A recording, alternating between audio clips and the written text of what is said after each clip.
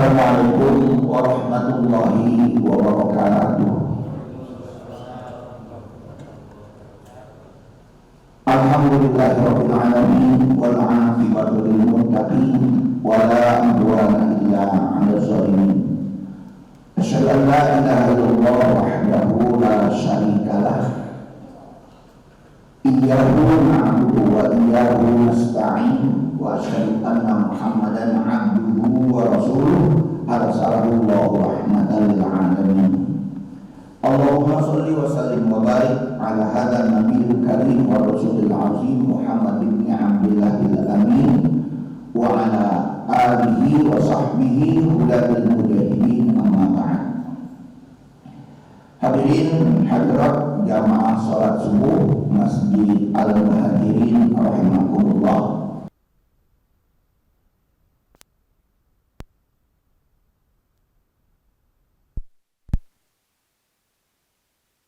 Yang telah menghadirkan kita kembali di rumahnya ini untuk bersama-sama melaksanakan kewajiban kita yang kita rangkai dengan thalabul ilmi. Mudah-mudahan seluruh upaya kita pada hari ini mendapat ridho dari Allah Subhanahu wa taala. Salawat dan salam semoga terlimpah untuk Rasul kita yang terakhir, Nabi kita Muhammad sallallahu alaihi wasallam. Allahumma sholli wa sallim wa barik ala Sayyidina Muhammad wa ala ali Sayyidina Muhammad.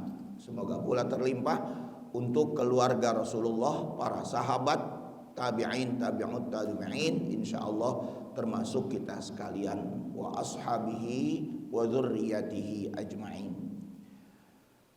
Bapak sekalian, kita lanjutkan pembahasan kita dalam materi usul fikih.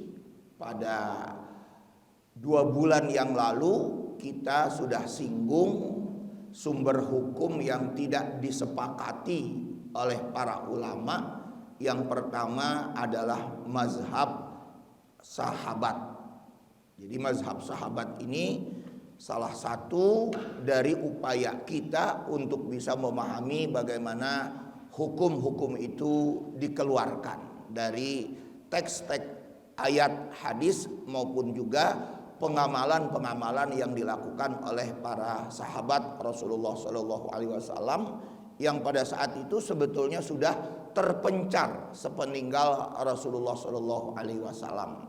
Ada yang tinggal di Madinah, ada yang tinggal di Irak, ada yang tinggal di Syam dan lain sebagainya. Itu kita pernah sampaikan pada 2 bulan yang lalu.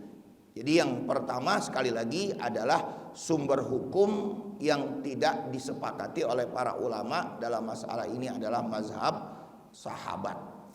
Kemudian kita akan masuki kali ini yaitu sumber hukum yang kedua yang tidak disepakati oleh para ulama yang menjadi bahasan kita, yaitu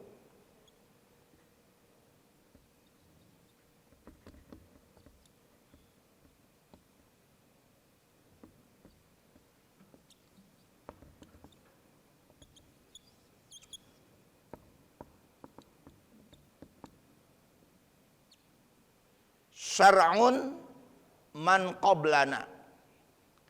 Kalau kita terjemahkan, syariat umat sebelum kita. Kita di sini adalah kita kaum muslimin. Umatnya berarti umat sebelum Nabi Muhammad SAW. Itu yang dimaksud dari arti atau terjemahan dari syar'un man qablana. Nah, perlu diketahui Bapak sekalian, memang syariat Islam yang Allah turunkan itu sebenarnya bertahap. Ya, dikenal adanya syariat itu dimulai dari zaman Nabi Nuh alaihi salam. Dikenal adanya syariat. Sebelum-sebelumnya dia masuk kepada apa yang kita sebut di dalam Al-Qur'an itu dengan istilah suhuf. Ya, jadi ada suhuf dan ada yang kita sebut lagi nanti disebut dengan kitab. Nah, jadi nanti ada perbedaan dari sisi pengertian suhuf dan pengertian kitab. Lalu apa sebetulnya arti letterlek dari kata syariat. Kita sering bilang syariat. Tulisan syariat ya Pak, sesuai dengan aturan yang diberikan dalam tata bahasa Indonesia itu, huruf shin itu sama dengan huruf SY Pak. Lihat saja nama Bank Syariah ya Pak ya, Bank Syariah Indonesia BSI. Jadi BSI itu menggunakan bank syariahnya bertuliskan SY bukan SH. Nah, kalau SH itu terjemahan di bahasa Inggrisnya disebut dengan SH. Kita di dalam bahasa Indonesianya huruf shin yang bertitik 3 ini sama dengan huruf SY. Nah, apa itu syariat? Syariat secara letterlek berarti adalah artinya jalan. Ini arti letterleknya. Artinya jalan untuk menuju ke air. Air itu diilustrasikan seperti kita membutuhkan agama, Pak. Jadi semacam oase, ya kita katakan demikian. Jalan. Atau bisa juga diartikan adalah sebagai metode, cara. Nah, itu arti letterlek menurut bahasa Indonesia dari kata syariah itu sendiri. Lalu arti secara definisinya apa? Secara ta'rif. Definisi ta'rif dalam bahasa Arabnya disebut dengan istilah ta'rif. Apa definisinya dari syariah itu? Definisi syariah adalah seperangkat peraturan yang mengatur hubungan manusia dengan Allah vertikal, hubungan manusia dengan manusia horizontal, dan hubungan manusia dengan lingkungannya, yaitu fauna dan flora. Berkaitan kita berhubungan dengan tumbuh-tumbuhan, berkaitan hubungan kita dengan binatang. Nah, itulah yang disebut dengan syariah. Jadi syariah itu artinya aturan-aturan yang lengkap di dalamnya, Pak. Makanya saya pernah katakan barangkali bahwa syariah itu tidak sama dengan istilah religion, Pak. Syariat itu tidak sama dengan istilah religion. Kalau religion yang didefinisikan oleh para ahli-ahli dalam masalah ini, didefinisikan religion itu adalah belief in God katanya. Dia hanya yakin kepada Allah, kepada Tuhan as kreator. Dia itu sebagai pencipta dan sebagai controller, dia sebagai pengawas. Itu diartikan religion seperti sesuatu yang sifatnya terbatas, hanya sifatnya keyakinan saja kepada Allah sebagai pencipta dan sebagai pengawas. Tapi di dalam syariat tidak demikian, dia mengandung arti yang luas ini. Nah, jadi sekali lagi kita definisikan bahwa syariat adalah seperangkat peraturan yang mengatur hubungan manusia dengan Allah, hubungan manusia dengan manusia, dan hubungan manusia dengan alam sekitarnya yang kita sebut dengan flora dan fauna. Nah, Bapak sekalian, yang menjadi pertanyaan kita sekarang ini adalah bagaimana syariat yang telah diajarkan oleh umat-umat terdahulu sebelum Nabi Muhammad SAW diterangkan di dalam Quran, diterangkan di dalam hadis-hadis Nabi itu. Yang menjadi pertanyaannya, apakah kita ini umat Islam itu wajib mengamalkan? Itu pertanyaannya itu, Pak. Saya ulangi pertanyaannya. Apakah syariat-syariat pada masa umat terdahulu yang dijelaskan oleh Quran, dijelaskan oleh sunnah Rasul, kita sebagai umat Islam di zaman Nabi Muhammad SAW ini wajib mengamalkan syariat tersebut? Itu pertanyaan yang ada di dalam pembahasan usul fikih. Nah, Bapak sekalian, untuk menjawab pertanyaan tadi dalam masalah ini, para ulama sedikit ada perbedaan. Ketika kita menjawab bahwa syariat Islam itu adalah syariat untuk menggantikan atau ini Pak, menggantikan atau menghapus syariat-syariat umat terdahulu, maka jawabannya dalam masalah ini berarti kita tidak wajib mengamalkannya. Kalau diartikan syariat Islam itu sebagai pengganti atau penghapus dari syariat-syariat umat terdahulu. Dan ini memang ada yang berpendapat seperti ini. Nah, jadi kalau jawabannya seperti itu, maka berarti walaupun dijelaskan di dalam Quran, walaupun dijelaskan di dalam sunnah Rasul, maka kita tidak punya kewajiban untuk mengamalkannya. Karena tadi posisi syariat Islam itu adalah sebagai pengganti syariat dari umat-umat terdahulu atau menghapus dari syariat-syariat umat terdahulu. Nah, namun Bapak sekalian, sebagian besar ulama, mayoritas ulama dalam masalah ini, ulama-ulama Hanafiyah, ulama-ulama Malikiyah, dan ulama-ulama Syafi'iyah mengatakan tidak. Ketika Al-Quran itu menjelaskan, ketika sunnah Rasul itu menjelaskan syariat umat terdahulu, ada di dalamnya terang. Lalu di dalamnya ketika dianalisa di dalam Al-Quran, di dalam sunnah-sunnah Rasul itu, ternyata tidak ada yang namanya nasakh, Pak. Nasakh itu maksudnya adanya nasikh mansuh, adanya penghapus dengan yang dihapus. Nasikh penghapusnya, nasakh menghapus. Sebagaimana nanti di dalam Al-Quran surat Al-Baqarah di ayat 106 disebutkan manansakh min ayatin. Al-Baqarah 106. Bahwa Allah Subhanahu wa taala di dalam masalah ini manansakh, tidak menghapus. Tetapi realitanya nanti memang di dalam hukum-hukum Al-Quran itu yang ingin kita keluarkan hukumnya itu ternyata ada nasikh mansuh. Adanya yang dihapus dari hukum-hukum tersebut. Nah, nanti kita berikan contoh-contohnya Bapak sekalian.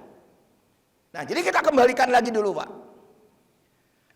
Kalau Al-Quran menjelaskan tentang syariat umat terdahulu, tentang aturan-aturan umat terdahulu, namun Al-Quran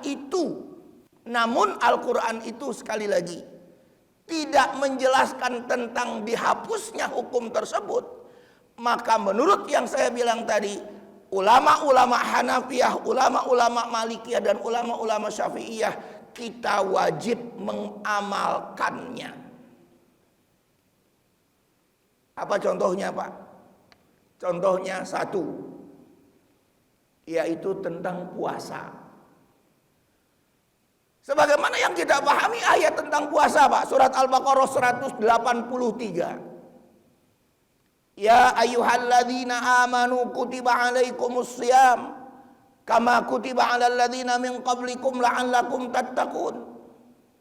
Hei orang-orang yang beriman, diwajibkan kepada kalian, kata Allah, untuk berpuasa sebagaimana puasa itu diwajibkan oleh umat-umat sebelum kalian. Sebelum kalian. Berarti puasa pada dasarnya sudah disyariatkan jauh sebelum umat Nabi Muhammad SAW. Jauh sebelum Nabi Muhammad SAW dilahirkan. Nah, jadi andaikan penjelasan ini jelas ada, nyata, secara teksnya jelas ada, dan juga yang saya bilang tadi tidak ada yang menghapuskan hukum puasa ini, maka di dalam masalah ini sekali lagi kita wajib mengamalkannya.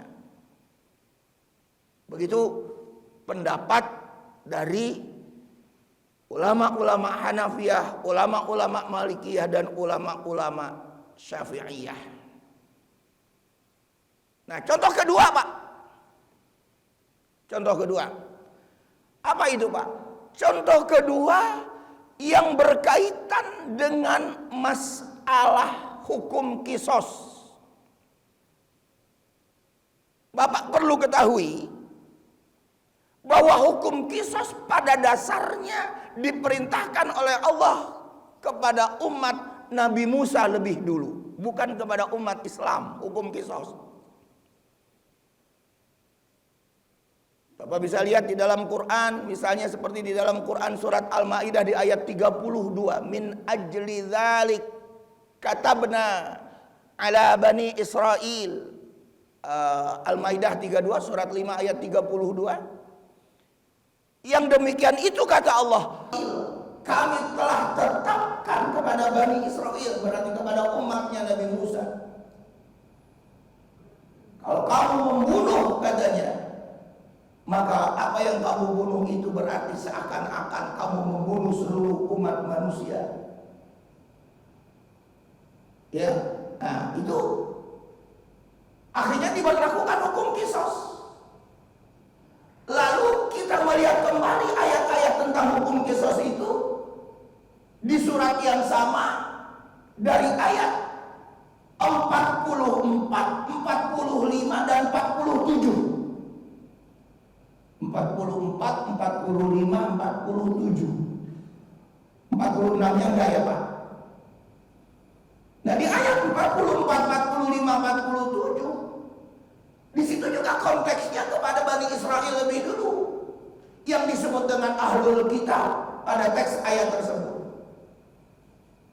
Nah di situ di ayat 45-nya kita lihat di sana, gigi dibalas dengan gigi, hidung dibalas dengan hidung. Nah itu hukum kisos yang awalnya adalah dari Allah menetapkannya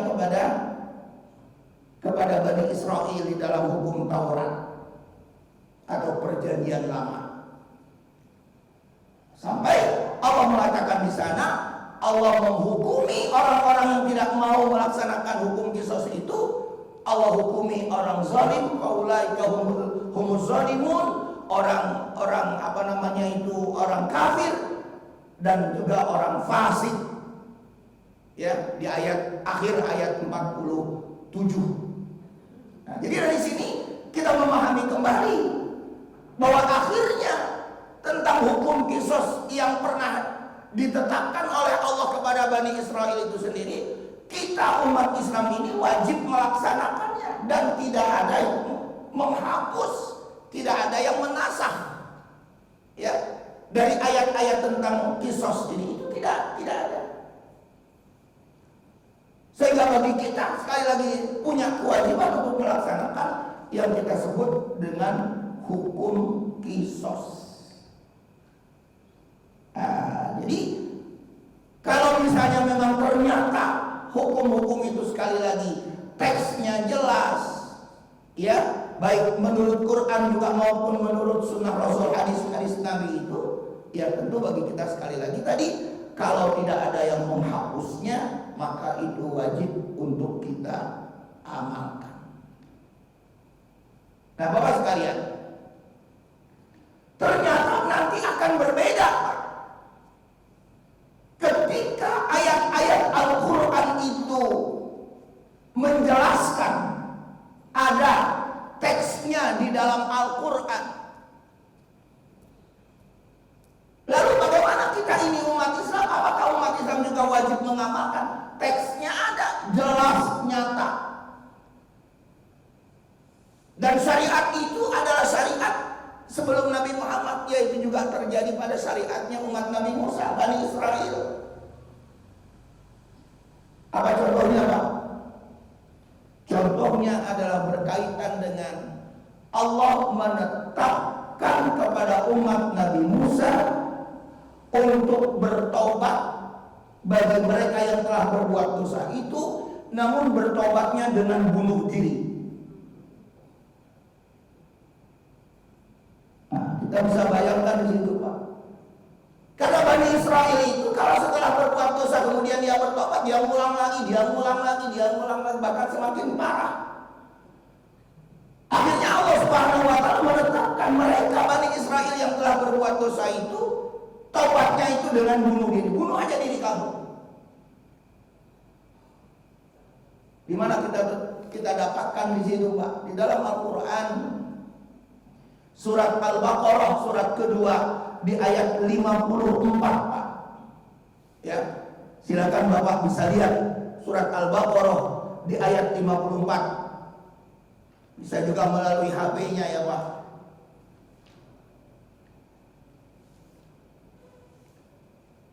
A'udzubillahi minasyaitonirrajim. Bismillahirrahmanirrahim. Wa idh qala Musa liqaumihi ya qaumi innakum zalamtum anfusakum bittikhadikumul ijla fatubu ila bariikum faqtulu anfusakum.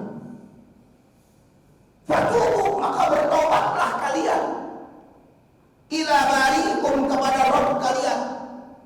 Dengan apa cara bertobatnya? Faqtulu anfusakum, maka bunuhlah dirimu. Ini ketetapan syariat Allah kepada Nabi Musa, umat dan umatnya ketika itu. Tapi ternyata ketika kita memahami kembali pada ayat-ayat yang lain, pada sunnah hadis-hadis yang lain, ternyata apa, Pak?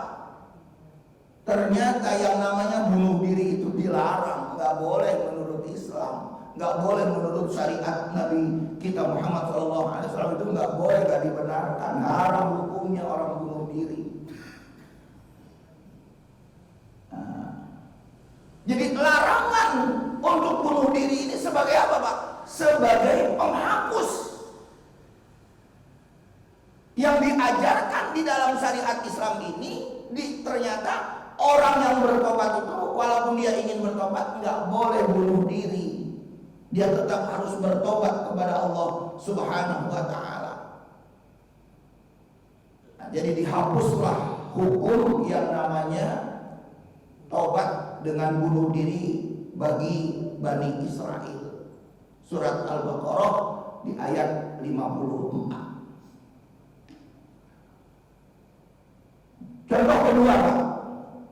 Ini contoh kedua dalam syariat Nabi Musa, yaitu berkenaan dengan pakaian atau baju yang terkena najis. Pakaian kita yang terkena najis, di dalam syariat Nabi Musa, baju tersebut harus dipotong, Pak. Jadi kalau misalnya baju kita terkena najis segini nih, Pak, nah segini ini kita potong.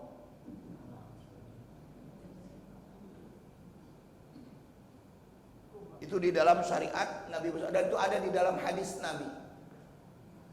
Jadi sedangkan kita apa, Pak? Sedangkan kita apa? Dicuci, dibersihin, dicuci dengan air. Nah begitu Bapak sekalian di dalam masalah ini. Ya. Dan yang berikutnya lagi, kalau kita ingin berikan contoh itu, berkaitan lagi dengan apa, Pak? Diharamkannya bagian-bagian tertentu dari sapi dan kambing itu tidak boleh dimakan oleh umat Nabi Musa. Namun Allah Subhanahu wa Ta'ala menghalalkan semua apa yang ada di kambing dan sapi.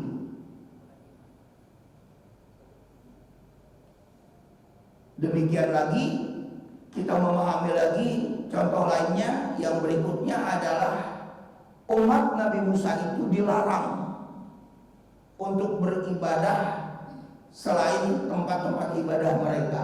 Kalau kita beribadah silahkan di mana saja selama itu bersih. Di lapangan silahkan. Ya. Nah, di dalam syariat umat Nabi Musa itu tidak dibenarkan orang beribadah seperti, makanya dikatakan di dalam hadis-hadis Nabi itu yang namanya tanah ini semuanya adalah suci dan silakan kamu beribadah. Dalam hadis Nabi seperti itu.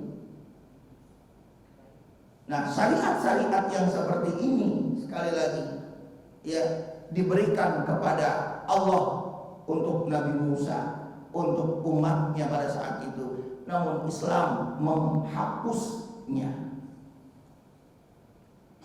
Nah, kenapa Bapak sekalian kita harus memahami adanya penghapusan hukum ini, Pak?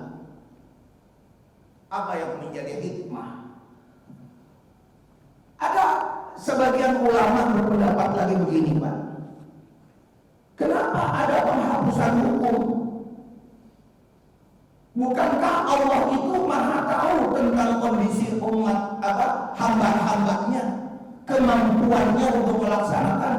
Ada sebagian ulama berpendapat seperti itu. Jadi artinya dia berkesimpulan penghapusan hukum itu tidak ada, kata si ulama itu tadi. Nah, tetapi ketika kita ingin memahami secara teks ayat maupun sunnah Rasul itu tadi, ternyata dalil tentang penghapusan itu ada. Dalilnya itu ada, sebagaimana yang tadi kita sudah sebutkan di dalam Al-Quran. Surat Al-Baqarah tadi di ayat 106. Jadi Al-Baqarah 106 itu menjelaskan adanya hukum yang dihapus. Tidak diberlakukan lagi hukum tersebut, karena ada yang menghapusnya. Nah, nanti kita berikan contoh. Bapak bisa lihat ini contoh adanya penghapusan hukumnya. Satu, Quran surat Al-Baqarah 219 disusul dengan Quran surat An-Nisa surat 4 di ayat 43, dan yang terakhir Quran surat Al-Maidah ayat 90 dan 91. Kalau Bapak hanya memahami dua surat, Al-Baqarah 219, An-Nisa 43, hanya dipahami dua ayat ini dari dua surat itu tadi, maka kesimpulannya apa, Pak? Minum khamar itu boleh. Bapak bisa lihat nanti, Bapak tinggal ambil pahami terjemahannya, Bapak simpulkan. Apalagi di ayat 43 di sana tinggal ditimbang apanya, Pak? Tinggal ditimbang kemanfaatannya. Kalau dikatakan tinggal ditimbang kemanfaatannya, ini berkaitan dengan apa, Pak? Dengan kita menjual khamar. Menjual khamar ternyata kita dapat keuntungan. Bukankah itu manfaat dari kita menjual khamar? Nah, kalau kita mengacu ke ayat 43. Tetapi dua ayat itu tadi, Al-Baqarah 219 dan juga An-Nisa 43, ternyata dua ayat itu tadi dihapus, dinasakh, dimansuh oleh ayat apa? Oleh ayat tadi, Pak, surat Al-Maidah ayat 90 dan 91. Ayat 90 Al-Maidah, ya ayyuhalladzina amanu innamal khamru wal maisiru wal ansabu wal azlamu rijsun min amali syaitan fajtanibuh la'allakum tuflihun. Hei orang-orang yang beriman, sesungguhnya yang namanya khamar dan seterusnya itu, Pak, rijsun min amali syaitan, semuanya itu adalah kotor, najis, kata Allah, dan itu perbuatan setan. Fajtanibuh, jauhkan oleh kamu yang namanya tadi itu khamar, judi dan lain sebagainya itu. La'allakum tuflihun, semoga kalian berbahagia. Nah, jadi disinilah kita memahami kembali, ya, bahwa di dalam agama kita juga ada yang namanya mansukh, nasakh dan mansukh itu. Jadi ketika kita tidak memahami tentang adanya nasikh mansukh ini, wah, kita kebablasan nanti tak mengambil hukum atau mengeluarkan hukumnya, itu kebablasan kalau kita nggak meyakini adanya nasikh mansukh ini. Berbahaya sekali kalau gitu. Apalagi yang saya bilang tadi, ya, seorang pemabok yang senangnya dia mabuk, minum minuman khamar. Oh, saya sih menggunakan ayat 219 aja deh. Kata si penjualnya, saya sih menggunakan ayat An-Nisa 43. Nah, kan enak aja. Nah, kalau dia nggak memahami di ayat 90 dan 91 di surat Al-Maidah itu tadi. Maka dari sinilah sekali lagi saya pernah katakan, seorang ahli fikih dia harus mampu menganalisa lebih dulu. Menganalisa dari teks-teks ayat, dia himpun, dia kumpulkan dulu. Ada nggak kira-kira tentang nasikh dan mansukhnya itu? Kalau di dalam masalah ini jelas ada. Kita mengambil satu kesimpulan tadi, bahwa syariat umat terdahulu wajib diamalkan oleh kita umat Islam sebagai umat Nabi Muhammad SAW, karena tidak ada yang menghapusnya. Nah, seperti yang kita contohkan tadi, kaitannya dengan puasa, kaitannya lagi dengan hukum-hukum kisos. Maka dari uraian-uraian ini kita mendapatkan satu penekanan seperti itu. Jelas bagi kita bahwa sumber hukum yang kita sebutkan tadi diperselisihkan, tentunya bagi kita adalah sesuatu yang bisa kita jadikan pendapat, bisa dijadikan sebagai sumber hukum untuk kita terapkan. Demikian Bapak sekalian dari pembahasan kita yang berkaitan dengan syar'un man qablana. Kita gunakan diskus, Pak. Silakan bagi kita yang mau berdiskusi.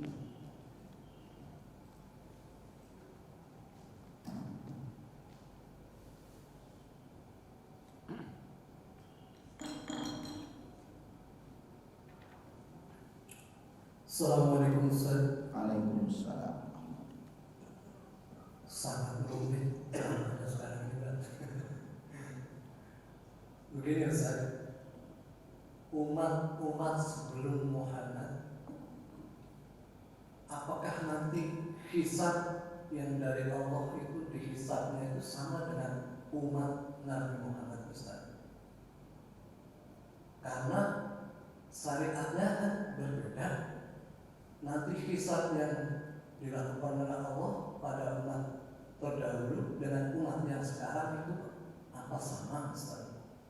Yang kedua Ustaz, ini agak beda Ustaz. Saya ingin tahu tentang orang-orang yang dinamakan orang Sufi. Saya ingin tahu Ustaz, bagaimana pendapat Ustaz? Assalamualaikum warahmatullahi wabarakatuh. Waalaikumsalam.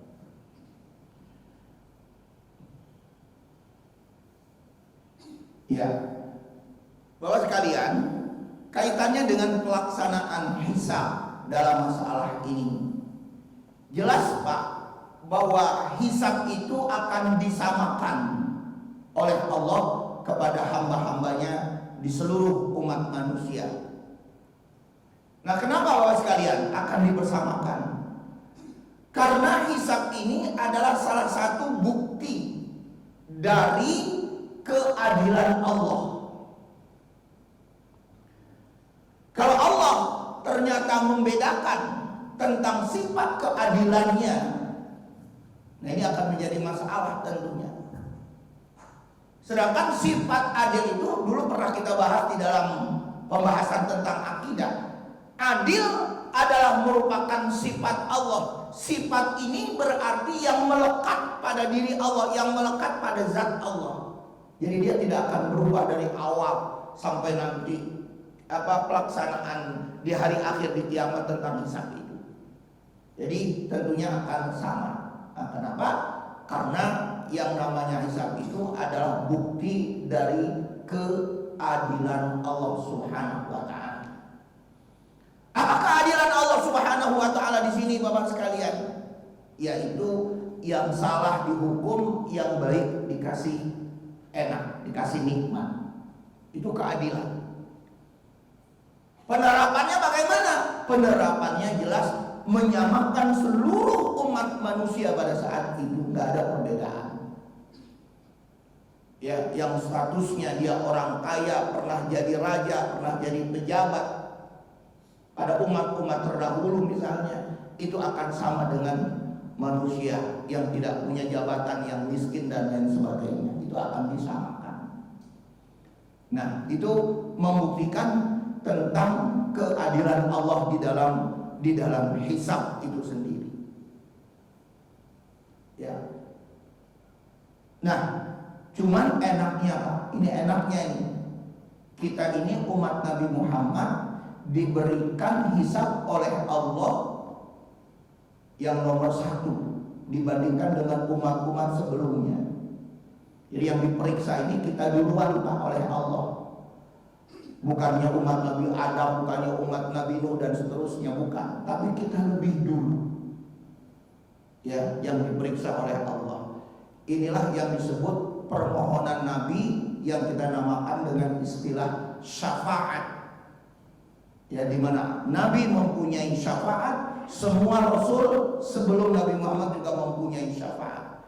Tapi ada syafaat yang diberikan secara khusus oleh Allah kepada Nabi Muhammad. Salah satunya dimulainya penghisaban itu sendiri, dan yang berikutnya adalah kita termasuk orang yang dihisab nomor satu. Tapi nomor satu dari nomor berapa Pak? Dari umat Nabi Muhammad.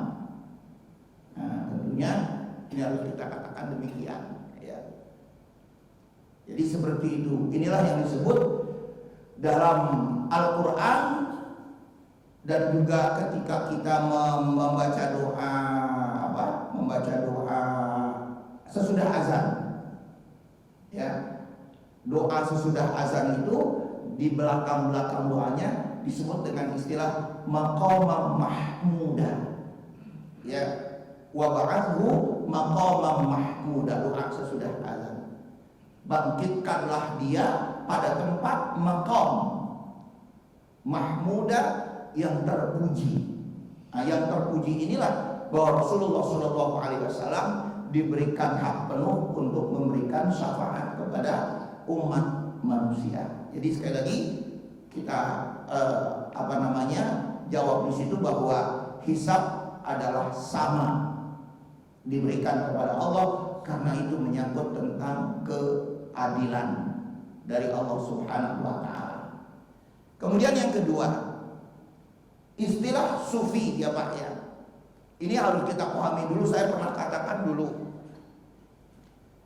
kalau kita menyadari tentang Islam itu adalah menjadi agama yang menjadikan kita itu baik, agama yang menjadikan kita itu baik. Ini harus kita preteli dulu nih Pak nih, sisi-sisi keislaman, ajaran Islamnya Pak ya. Akidah, syariah, kemudian akhlak. Sebetulnya kalau kita belajar akidah untuk meluruskan apa sih? Meluruskan akal.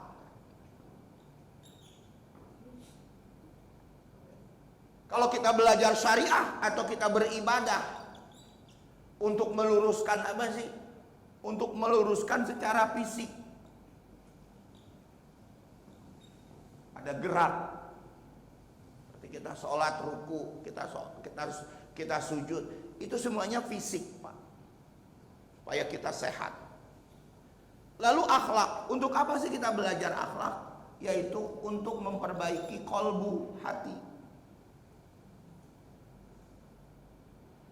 Nah, jadi dari sinilah sebetulnya lahir apa yang kita sebut dengan ilmu dari akhlak itu. Ilmunya ya Pak ya adalah tasawuf.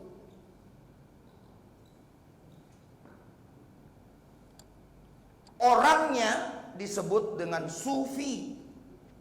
Orangnya Pak, sufi.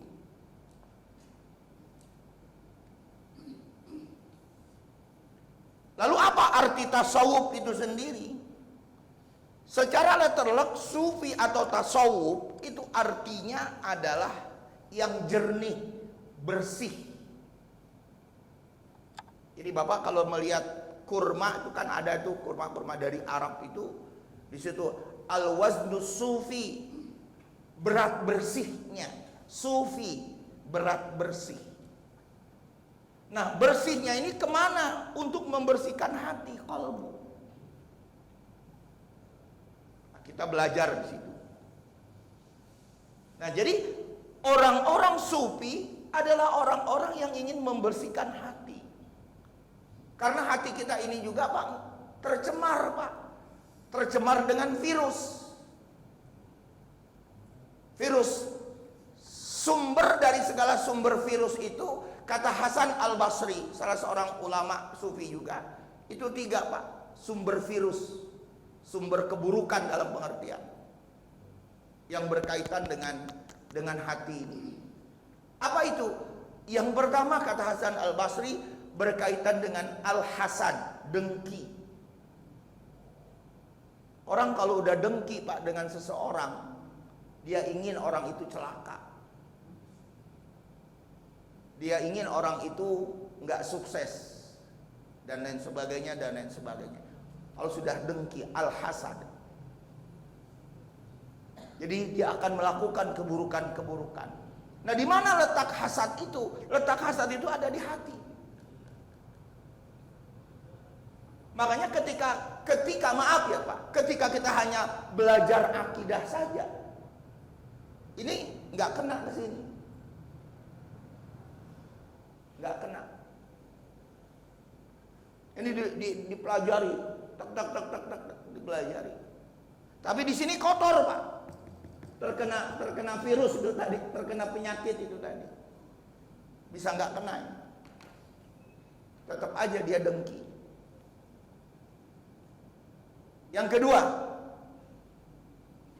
sumber keburukan yang berkaitan dengan hati itu sendiri adalah al-hirsu. Apa itu hirsu? Serakah, merasa benar sendiri.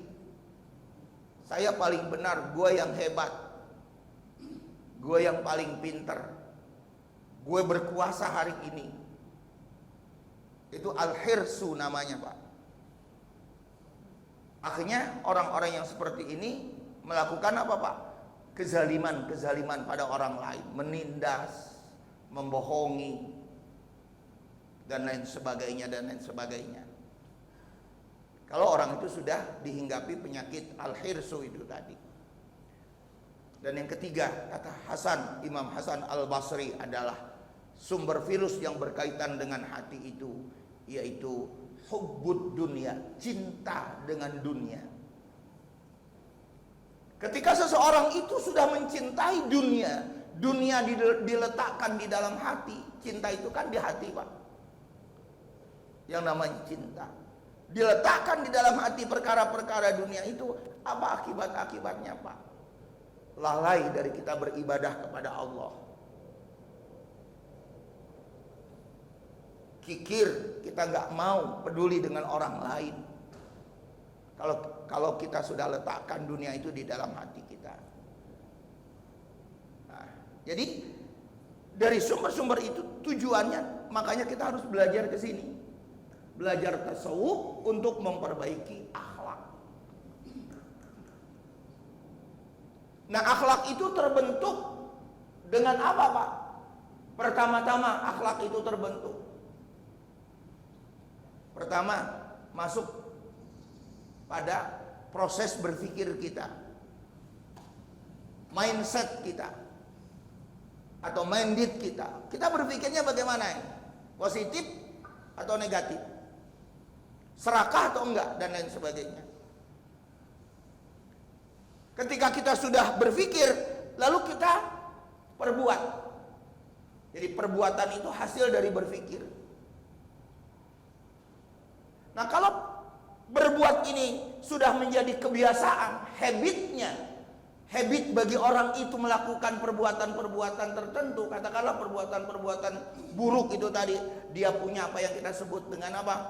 Dengan dengki, ya serakah dan lain sebagainya, itu tadi kita sudah sebutkan tadi. Maka apa Pak? Akhirnya menjadi karakter, akhlak. berpikir, berbuat, akhirnya menjadi akhlak, menjadi karakternya. Sumbernya dari mana? Sumbernya dari hati.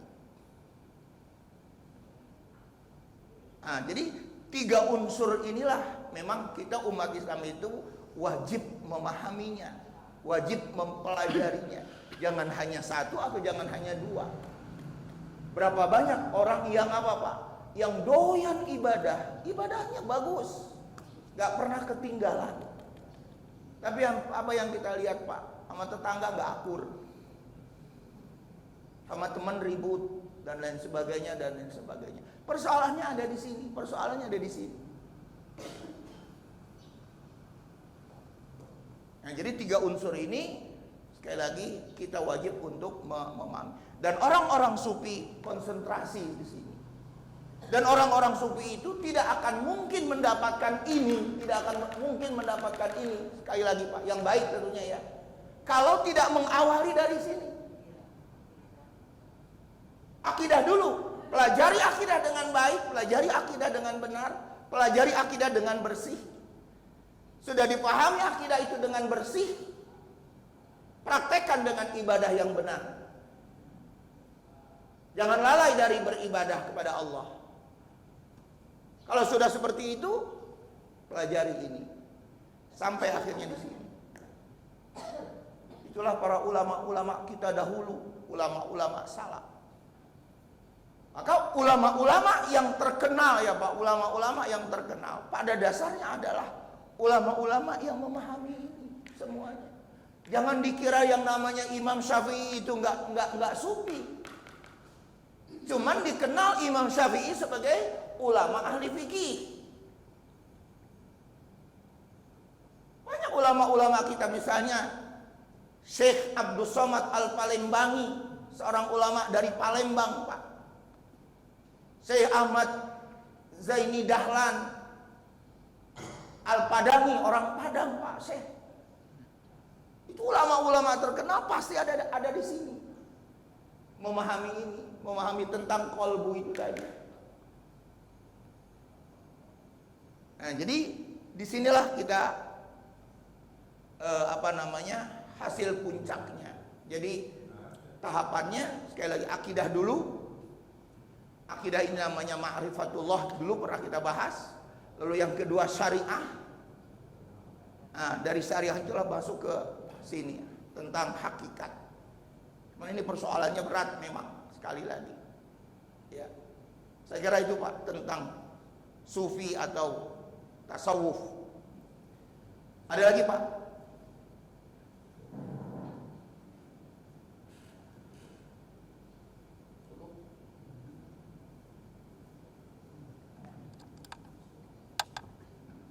Nggak ada yang mau ditanyakan Pak? Silakan.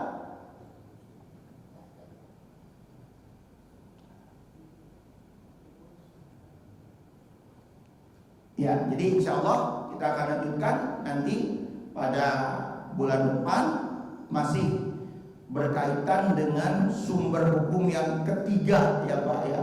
Sumber hukum yang ketiga namun diperselisihkan ya oleh para ulama ya.